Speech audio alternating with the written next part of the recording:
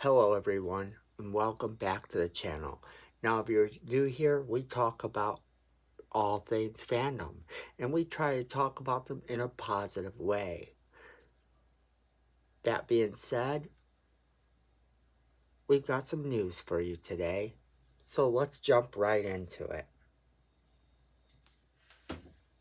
Okay everybody, so we have to talk about some stuff today. There's not a lot happening in the news today as far as celebrities go. However, the E3 event was not too long ago. It was this weekend. In case you missed it, a lot of really great games are coming for next year to the Xbox. And that's about the time, as we previously discussed, that the system will become a little bit more readily available. Of course, this isn't going to stop them from trying to get your money and try to get you to buy these games. And I have to say, a lot of these games really will make you want to buy these systems because, wow, I feel like they have upped the ante. They're not falling into the same trap as, say, the Wii U did, where when the Wii U came out, there just wasn't enough games to make it justifiable, and I feel it really did hurt the Wii as a product overall. Now, some of the games that stood out, you have probably one of the best racing games I've ever seen. And it's not that I'm really big on racing games. I actually, don't play them too often. However, there are a couple games I used to play back in the day. Hot Pursuit, was a good one, And then, of course, there's Forza Horizon. Well, Forza Horizon 5 is coming out. And wow. The graphics on this are so amazing. They've taken picture perfect graphics. I mean, it just, this ups the ante for any game coming out as far as I'm concerned. If you're talking about a racing game or a car game, from now on, this is the one to beat. If they make another Grand Theft Auto, Forza Horizon 5 has just upped your ante. This is what you need to be now. You can't put out another game involving cars and driving and not have them be up to par to this one. Now, that's not to say if the graphics are a little more shabby that people aren't going to enjoy the game. It takes all kinds, and the graphics of each game can be a little different, and sometimes the graphics will be picture perfect and other times they will not. But seeing the cactus, the cacti in the desert, just even that was amazing. The grass that they used, the buildings, when they show the cars themselves, everything about this game made me want to absolutely play it. And like I said, I'm not the biggest racer, in terms of games. I'm not the biggest racing fan when it comes to video games. And, this, however, may have just changed that. I may have to get this game just to play it. That's not all. The new flight simulator game that they announced. Oh, yes. Now, that one is something different as well. Yeah, so Microsoft's Flight Simulator has this wonderful feature. It's actually got an add-on that's going to tie into the Maverick movie, the new Top Gun movie with Tom Cruise, so I really think that's going to go over immensely well. Again, I have to say that I'm probably not the fan that's right for this. I don't play a lot of flight games, just like I don't play a lot of racing games. That being said, this is also up the ante in an extraordinary way, where I feel like all flight games will probably be held to this level from now on to a certain extent. And that's not a bad thing. If you keep upping the ante and keep expecting more of the things around you, then of course it's going to make everything better, and yeah, that's not a bad thing. Now, that being said, the new Elder Scrolls Online section has come out, and they announced some stuff with that a little bit before this event, but they kind of show you a little bit more play of it and stuff during this. And I have to say, Elder Scrolls Online has been pretty amazing. The problem with Elder Scrolls Online, a lot of times, at least for me, is that, it's a game you really should be playing with your friends, because if you're playing with people you don't really know, then sometimes it can be a bit hectic. You can run into people who just want to steal your stuff, just want to try to kill you, don't want to help you, or just outright ignore you. What I like about the games, however, is that the graphics are still pretty good. However, the promos for Elder Scroll games are always a lot better than the games. That being said, you have the new space game that they've been working on, and that one's going to be a lot better, I feel, because that one is going to try to up the ante. The gameplay, it looks like it's gameplay. It don't look like it's all trailer. So like you see some actual stuff in there that seems to be a game. Of course, I'm talking about Starfield. And if you don't know what Starfield is, it's only this game that they've been working on and promising us for years. So if you like Elder Scrolls, this kind of has the Elder Scrolls and space vibe. However, I don't know. I don't know exactly what it's going to entail. They still are very vague in terms of what this game's plot is, whether you get to do a story and open world. Of course you have a story in it, but how elaborate is the story? Is this a game you can play in like 10 minutes? Or is this a game that literally is going to take you hours upon hours to do? Skyrim's problem has always been that once you do the major story, you just have to find new things to do. The mods have kept Skyrim alive.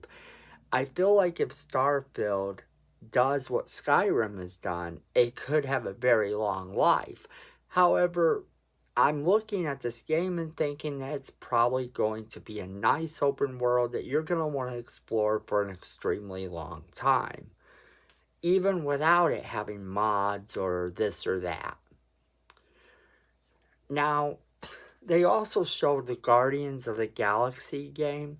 That one, I'm a big Marvel fan, but I'm not excited for the Guardians of the Galaxy game. I think it looks neat, and I think that to an extent it delivers, but I just feel like after you watch the movie and then knowing that this team isn't even your current Guardians of the Galaxy team, because in the comics they haven't been the Guardians of the Galaxy team for a couple of years now. You know, at least about a year and a half to 2 years, they've really changed that team up.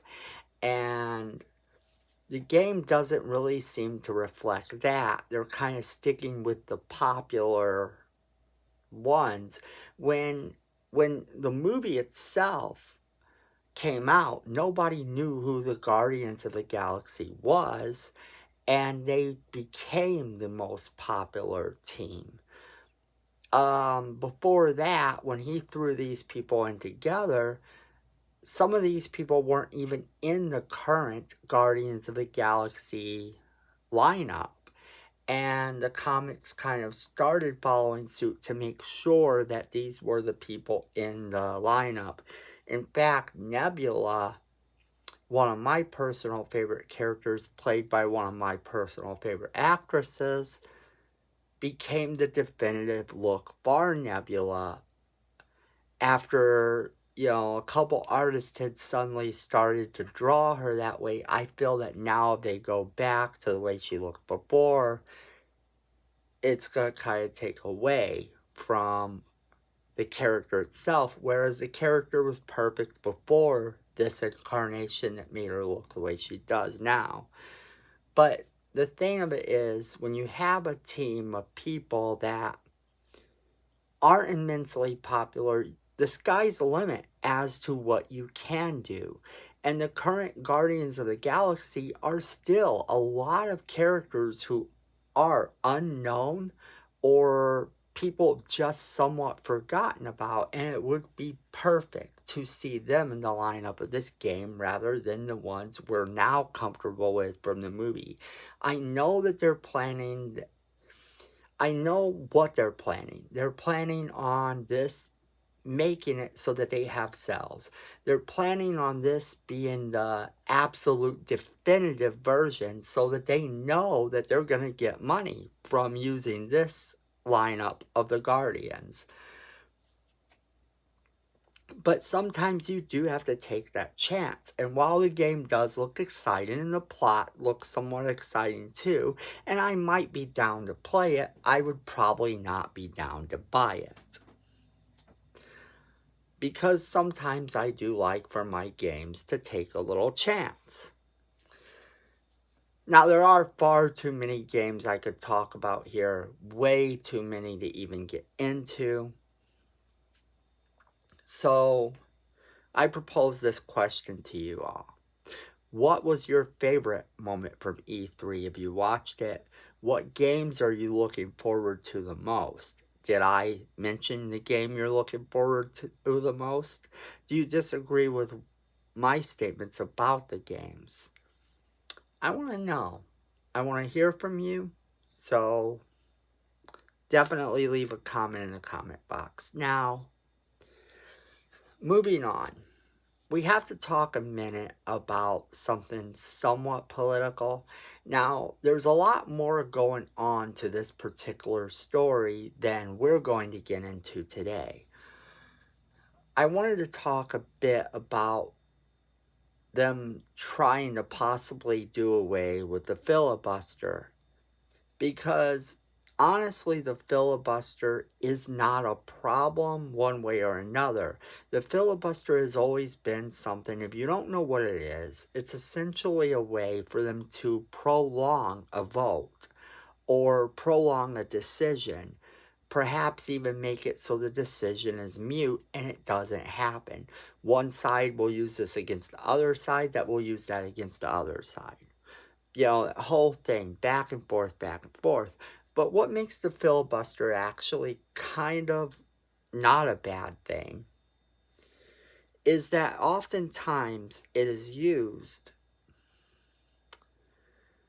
to help the people in the House that are not in the majority. So if the majority of the House ruled, then there would be no decision made that would not be written by that majority. So it presents a little bit of a problem to say that we're going to do away with the filibuster completely when it does in fact prolong things in a way that make people start to think, and maybe they aren't as hyped to jump into whatever their party's decision is. Sometimes that's a good thing because politics is politics, and you get into this debate about this is right and this is right, but not every decision is straight down the middle.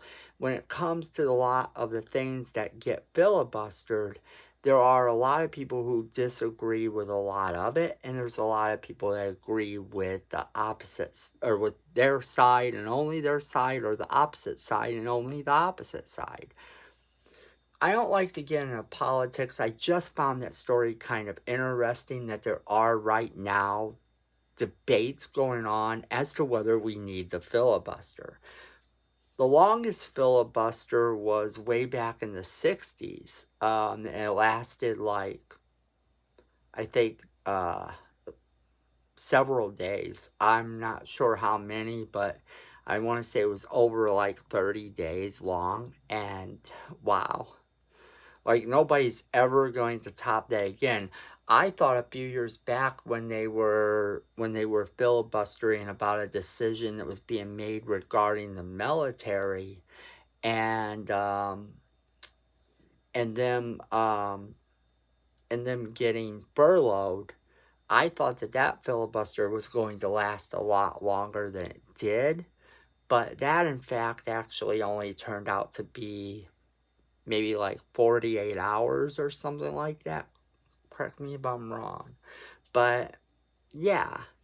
So, sometimes things like that aren't necessarily the bad thing.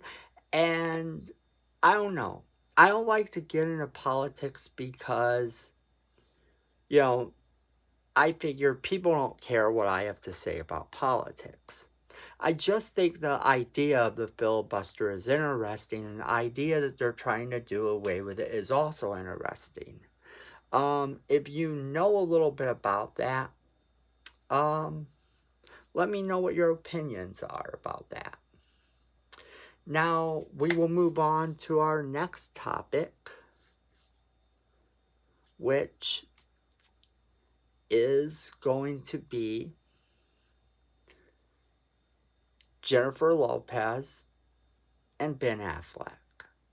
Apparently, they are dating, but also now her ex-husband is going out again with his ex-wife.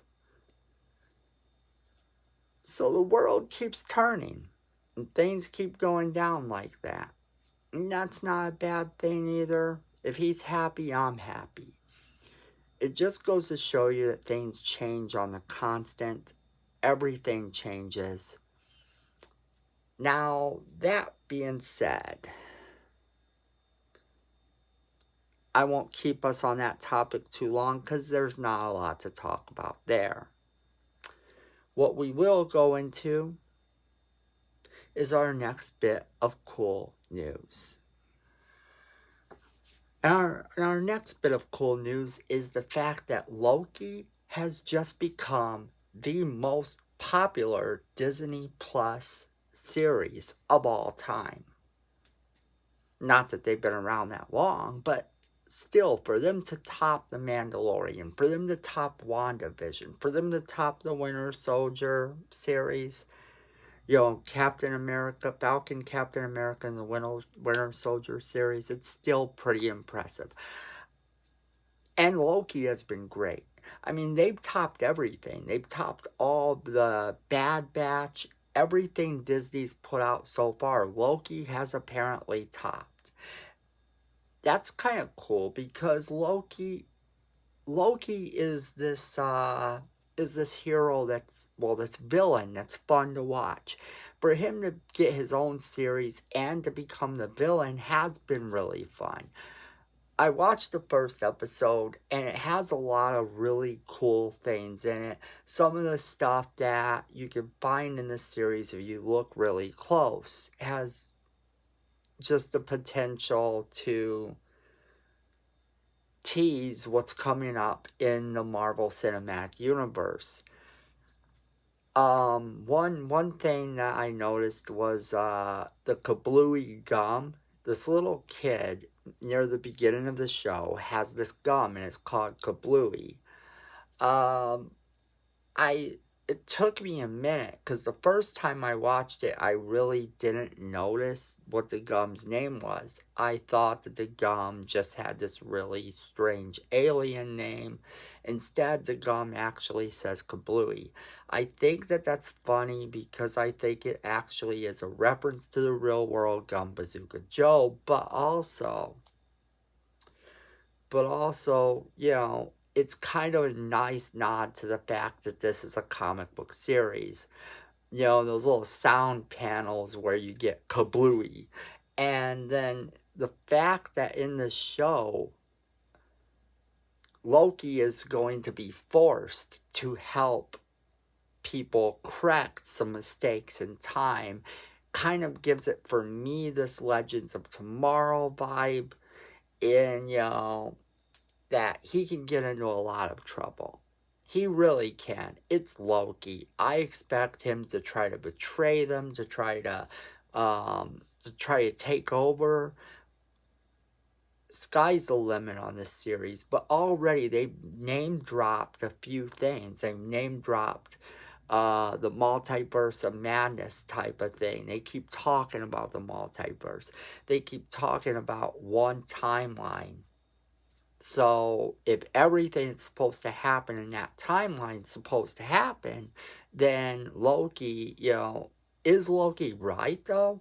Should the Avengers be held accountable for going back into time to correct the events of Endgame? Because they went all the way back to uh, to the first Avengers movie to correct everything. Should they be held accountable for this? Is what's good for the goose here good for the gander? The judge at the beginning of the series tells Loki that the reason he's being held accountable for the events that unfolded is because he broke the timeline. He's the one who doesn't belong there, that basically they know that he is the one that needs to be taken away.